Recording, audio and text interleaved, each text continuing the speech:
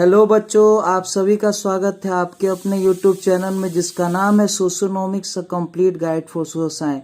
तो बच्चों, आज मैं आपके लिए लेक्चर नंबर 2 लेकर के आया हूँ क्लास 9 इकोनॉमिक्स का। और जो चैप्टर आज मैं आपको पढ़ाने जा रहा हूँ, इस चैप्टर का नाम है पीपल एज रिसोर्स। तो बच्चों, यदि अभी तक आपने सोशियोनॉमिक्स यूट्यूब चैनल को सब्सक्राइब नहीं किया है तो आप इस यूट्यूब चैनल को सब्सक्राइब कर ले और क्वालिटी वीडियोस को लगातार एंजॉय करें। तो बच्चों, आइए इस लेक्चर को शुरू करते हैं आज के मोटिवेशनल कोट के साथ। और आज का मोटिवेशनल कोट है, a dream in addition with motivation becomes a reality. इस मोटिवेशनल कोट का मतलब ये है बच्चों कि सपने यदि प्रेरणा से जुड़ जाएं तो सपने हकीकत में बदल जाते हैं। तो इसी मोटिवेशनल कोट के साथ आज आइए हम लोग देखते हैं आज कौन कौन से टॉपिक्स को हम लोग पढ़ेंगे। तो बच्चों, आज हम लोग सबसे पहले डिस्कस करेंगे the sectors of economy classification on the basis of the working condition. उसके बाद जो टॉपिक पढ़ेंगे वो है मीनिंग ऑफ अनएम्प्लॉयमेंट। और आज के इस लेक्चर का जो लास्ट टॉपिक होगा वो है टाइप्स ऑफ अनएम्प्लॉयमेंट। बच्चों, आइए सबसे पहले हम लोग देखते हैं topic number 1, classification of the sectors of economy on the basis of working condition. तो बच्चों, वर्किंग कंडीशन के आधार पे हम लोग इकोनॉमी को दो सेक्टर में बांट सकते हैं, एक है ऑर्गेनाइज सेक्टर और दूसरा है अनऑर्गेनाइज सेक्टर। ऑर्गेनाइज सेक्टर वह सेक्टर है इकोनॉमी का जिसमें टर्म ऑफ एम्प्लॉयमेंट फिक्स होता है। जो वर्कर्स होते हैं उन्हें प्रॉपर वर्किंग कंडीशन में काम करने का मौका मिलता है।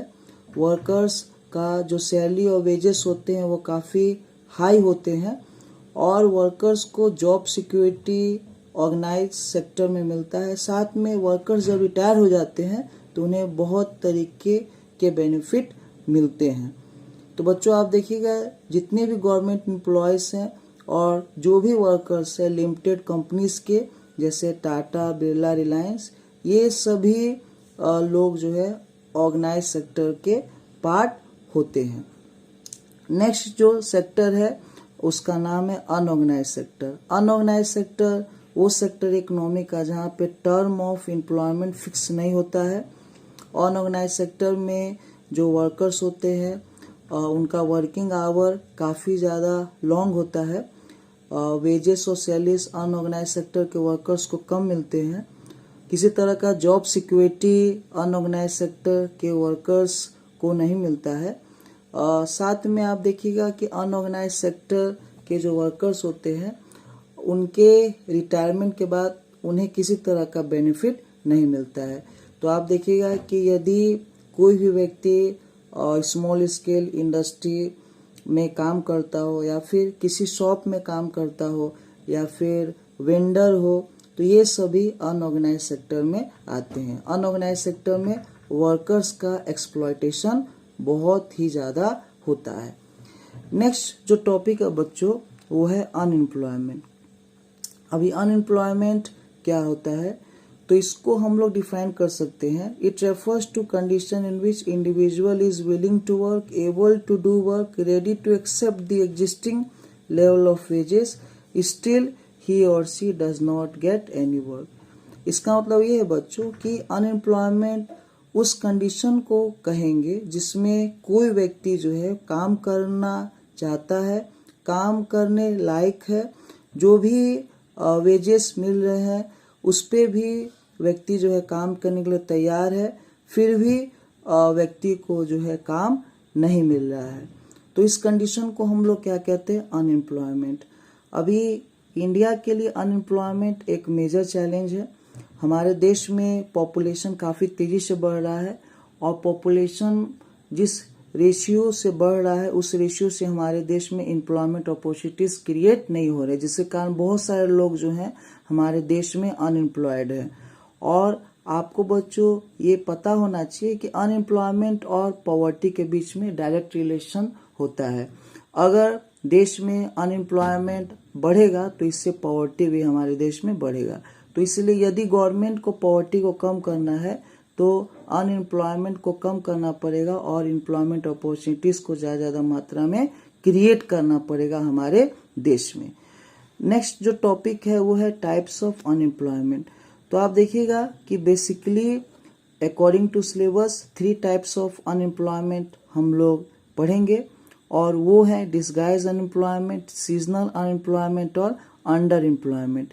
तो डिस्गाइज अनएम्प्लॉयमेंट हम उस कंडीशन को कहेंगे जिसमें ज़रूरत से ज़्यादा लोग किसी काम को करने में लगे हुए हैं। सपोज कीजिए कि एक एग्रीकल्चरल फील्ड है और इस एग्रीकल्चरल फील्ड के लिए 5 मैन सफिशिएंट है, लेकिन इस एग्रीकल्चर फील्ड में 5 मैन की जगह 50 मैन काम कर रहे हैं। तो एक्स्ट्रा जो 45 मैन है वो काम तो कर रहे हैं, लेकिन उनके काम के कारण किसी तरह का एम्प्लॉयमेंट पे असर नहीं हो रहा, आउटपुट पे असर नहीं हो रहा है, जिसके वजह से आप देखिएगा कि जो एक्स्ट्रा लोग काम करने में लगे हैं, ये एक्स्ट्रा लोग जो है डिस्गाइज अनएम्प्लॉयमेंट के कंडीशन में होंगे। तो डिस्गाइज अनएम्प्लॉयमेंट ऐसा अनएम्प्लॉयमेंट होता है जो उस कंडीशन में अकर होगा जब किसी काम को करने में ज़रूरत से ज़्यादा लोग लग जाएंगे। तो हमारे देश में जो डिस्गाइज अनएम्प्लॉयमेंट है वो ज़्यादातर एग्रीकल्चर सेक्टर में देखा जाता है, जिसमें ज़रूरत से ज़्यादा लोग जो है वो एग्रीकल्चर एक्टिविटीज़ में शामिल होते हैं। तो जो एक्स्ट्रा लोग एग्रीकल्चर एक्टिविटीज़ में शामिल होते हैं उनके कारण ना तो एम्प्लॉयमेंट के ऊपर ना ही आउटपुट के ऊपर कोई असर होता है। नेक्स्ट जो अनएम्प्लॉयमेंट है उसका नाम है सीजनल अनएम्प्लॉयमेंट। तो सीजनल अनएम्प्लॉयमेंट ऐसा अनएम्प्लॉयमेंट है जो कि सीजनल चेंजेस के कारण अकर होता है। जैसे आप देखिएगा कि समर सीजन में आइसक्रीम सेलर्स के पास एम्प्लॉयमेंट रहता है, लेकिन जब विंटर सीजन आता है तो आइसक्रीम सेलर जो है वो अनएम्प्लॉयड हो जाते हैं। तो इसी तरीके से आप देखिएगा कि सीजनल चेंजेस के कारण जो अनएम्प्लॉयमेंट क्रिएट होते हैं उसे हम लोग सीजनल अनएम्प्लॉयमेंट कहते हैं। नेक्स्ट जो अनएम्प्लॉयमेंट का टाइप है वो है अंडर एम्प्लॉयमेंट। तो अंडर एम्प्लॉयमेंट हम उस कंडीशन को कहेंगे जब कोई व्यक्ति हाईली स्किल्ड है, हाईली एजुकेटेड है, लेकिन वह लो पेड वर्क को करने के लिए मजबूर है। हमारे देश में अंडर एम्प्लॉयमेंट बहुत ज़्यादा देखा जाता है। अंडर एम्प्लॉयमेंट का एग्जाम्पल यदि देना हो तो आप इस तरीके से दे सकते हो कि कोई इंजीनियर है और वो एक प्राइवेट स्कूल में काम कर रहा है, और प्राइवेट स्कूल में जो काम कर रहा है उसके बदले उससे काफ़ी कम वेजेस मिल रहे हैं। तो जो इंजीनियर है वो अंडर एम्प्लॉयमेंट के कंडीशन में जो है कहा जाएगा। तो अंडर एम्प्लॉयमेंट के कारण हमारे देश में जो पोटेंशियल है लोगों का उससे पूरी तरीके से यूटिलाइज नहीं किया जाता है, जिसकी वजह से हमारे देश का जो इकोनॉमिक ग्रोथ एंड डेवलपमेंट है उसके ऊपर नेगेटिव असर पड़ता है। बच्चों आप देखिएगा कि अनएम्प्लॉयमेंट जब हम लोग पढ़ते हैं तो उसमें 2 चीज़ हमें ध्यान देना पड़ेगा। एक होता है आपका लेबर फोर्स और एक होता है आपका वर्क फोर्स। अभी लेबर फोर्स और वर्क फोर्स के बीच में जो स्टूडेंट्स हैं उनको काफ़ी ज़्यादा कंफ्यूजन होता है। तो आप देखिएगा कि अगर मान के चलिए कि टोटल 100 मैन है, टोटल 1000 मैन है, और 1000 मैन में जो 100 मैन है वो वर्किंग है। वर्किंग मतलब वो काम कर रहे हैं, और जो 600 जो लोग हैं वो जो है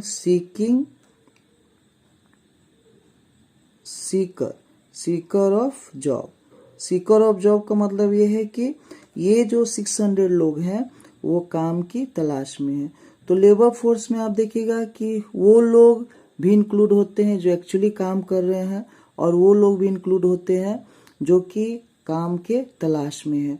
तो लेबर फोर्स टोटल जो है वो 100 जो काम कर रहे हैं और साथ में 600 जो काम की तलाश में, इन दोनों को जोड़ करके होगा, और इन दोनों को जोड़ेंगे तो कितना हो जाएगा 700। तो आप कह सकते हैं कि अगर टोटल मैन सपोज कीजिए कि 1000 है तो उसमें जो लेबर फोर्स होगा वो 700 मैन होंगे। नेक्स्ट वर्क फोर्स, तो वर्क फोर्स में देखा जाता है कि जो वर्किंग है उनको ही वर्क फोर्स में इंक्लूड किया जाता है। जो काम नहीं कर रहे लेकिन काम की तलाश में है उनको वर्क फोर्स में इंक्लूड नहीं किया जाता है।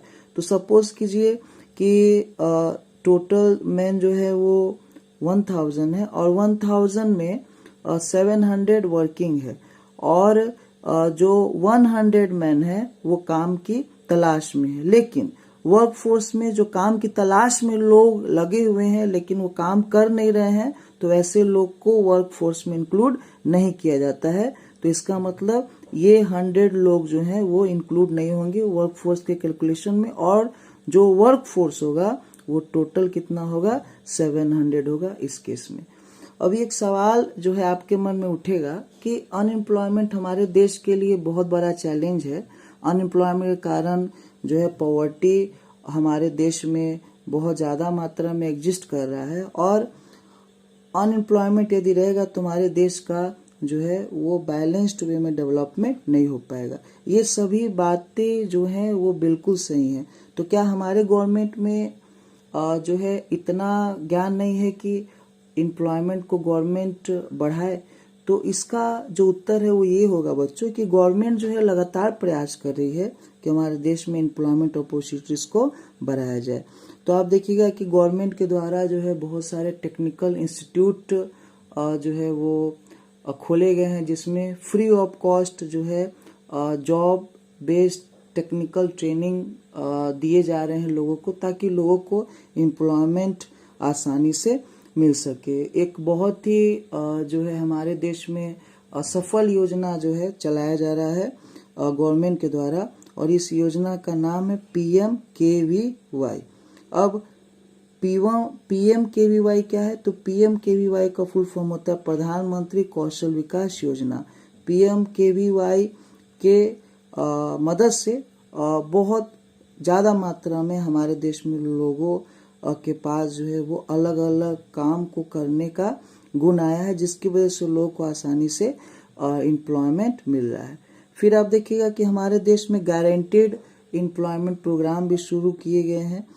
जैसे एक प्रोग्राम जो है उसका नाम है मनरेगा, MGNREGA। अब ये जो मनरेगा है इसका फुल फॉर्म होता है Mahatma Gandhi national rural employment guarantee act, जो 2005 में आया था। अब इस एक्ट में जो है गवर्नमेंट के द्वारा 100 डेज वर्क जो है वो दिए जा रहे हैं एक साल में ऐसे लोगों को जो काम करने योग्य है और काम करना चाहते हैं। बच्चों, मनरेगा स्कीम जो है वो हमारे देश में मोस्ट सक्सेसफुल स्कीम है, और मनरेगा स्कीम के कारण बहुत सारे लोगों को एम्प्लॉयमेंट अपॉर्चुनिटी हमारे देश में मिला है। मनरेगा जब से शुरू हुआ है बच्चों, तो रूरल एरियाज में खासकर अनएम्प्लॉयमेंट और पॉवर्टी कम हुआ है, और मनरेगा के मदद से जो भी डेवलपमेंटल एक्टिविटीज़ हो रहे हैं, इससे भी जो आपका इंफ्रास्ट्रक्चर है खासकर रूरल एरियाज का, उसमें काफ़ी ज़्यादा इम्प्रूवमेंट देखने को मिला है। तो बच्चों, आज इस लेक्चर में मैंने बहुत सारे इश्यूज़ को एक्सप्लेन किया और आप अच्छे से इस लेक्चर को समझ गए होंगे, ऐसा मेरा पूरा विश्वास है। तो बच्चों, अगला लेक्चर मैं किस चैप्टर के ऊपर बनाऊं, आप ज़रूर कमेंट बॉक्स में उस चैप्टर के बारे में लिखिएगा। और बच्चों, आप अपना सपोर्ट मुझे देते रहें ताकि मैं आपके लिए क्वालिटी वीडियोस को लगातार प्रोवाइड करते रहूं। तब तक के लिए bye bye to all of you and have a nice day.